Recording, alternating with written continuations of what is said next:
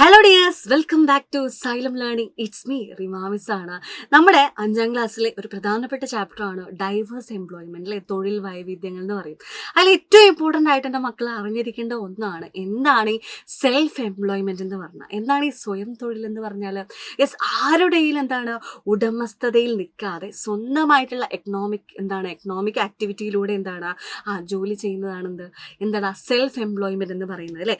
എന്താണ് self employment means earning a livelihood through the independent economic activity without being under the control of any employer, അല്ലെ. ഏതെങ്കിലും തൊഴിലുടമയുടെ നിയന്ത്രണത്തിലല്ലാതെ സ്വതന്ത്ര സാമ്പത്തിക പ്രവർത്തനങ്ങളിലൂടെ ഉപജീവനം, അല്ലെ, അതായത് ജീവിക്കാൻ വേണ്ടി ചെയ്യുന്നതാണ് സ്വയം തൊഴിൽ എന്ന് പറയാം. നമ്മൾ കണ്ടിട്ടില്ലേ നമ്മുടെ സ്വന്തമായിട്ട് ബേക്കറി നടത്തുന്നത്, പിന്നെ തുന്നൽ കടകൾ, ഇതൊക്കെ സെൽഫ് എംപ്ലോയ്മെന്റ് ആണ്, നമുക്ക് അധികം കാണാൻ പറ്റുക, അല്ലെ.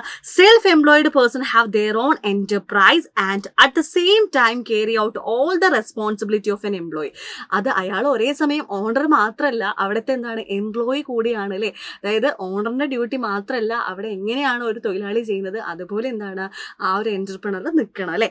സ്വയം തൊഴിലിൽ ഏർപ്പെടുന്ന വ്യക്തി തന്റെ സംരംഭത്തിന്റെ ഉടമസ്ഥതയും അതേ അവസരത്തിൽ തൊഴിലാളിയുടെ എല്ലാ കടമയും ചെയ്യണം, അല്ലെ. അവിടെ ഓണർ മാത്രമല്ല, കാര്യങ്ങളൊക്കെ ബേക്കറിയിലാണെങ്കിൽ സാധനങ്ങൾ എടുത്തു കൊടുക്കുക, അതൊക്കെ ചെയ്യേണ്ടത് ആരാണ്?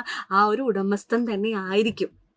മറ്റൊന്നെന്താണ്, in self employment activities individuals mostly manage the enterprise alone.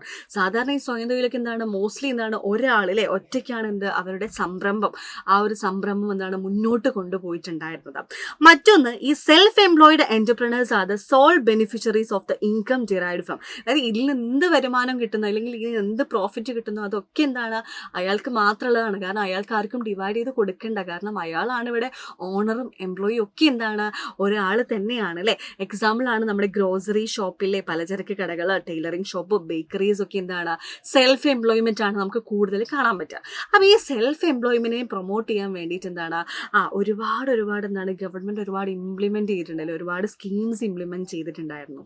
അതിലൊന്നാണ് നവജീവൻ പ്രൊജക്ട് സീനിയർ സിറ്റിസൺ അഥവാ നവജീവൻ പദ്ധതി. മുതിർന്ന പൗരന്മാർക്ക് 55-65 പ്രായപരിധിയിൽ വരുന്ന ആളുകൾക്ക് സ്വന്തമായിട്ട് ജോലി ചെയ്യാൻ വേണ്ടിയിട്ട് സർക്കാർ കൊടുത്തൊരു പരിപാടിയാണ് നവജീവൻ പദ്ധതി. ഓക്കെ, സീനിയർ സിറ്റിസിന് വേണ്ടിയിട്ട് അവർക്ക് സ്വയം സംരംഭം, അല്ലെ, അതായത് സ്വയം തൊഴിൽ ചെയ്യാൻ വേണ്ടിയിട്ട് കൊടുത്ത ഒരു പദ്ധതിയായിരുന്നു നവജീവൻ പ്രൊജക്ട്. മറ്റൊന്ന് കൈവല്യ. ഇതാർക്കാണ്? പീപ്പിൾ വിത്ത് ഡിസബിലിറ്റീസ്, അല്ലെ, അത് ഡിസേബിൾഡ് ആയിട്ടുള്ള അല്ലെങ്കിൽ ഭിന്നശേഷിക്കാർക്ക് വേണ്ടിയിട്ട് സർക്കാർ ഈ ഒരു സെൽഫ് എംപ്ലോയ്മെന്റ് പ്രൊമോട്ട് ചെയ്യാൻ വേണ്ടി കൊടുത്ത സ്കീമായിരുന്നു കൈവല്യ.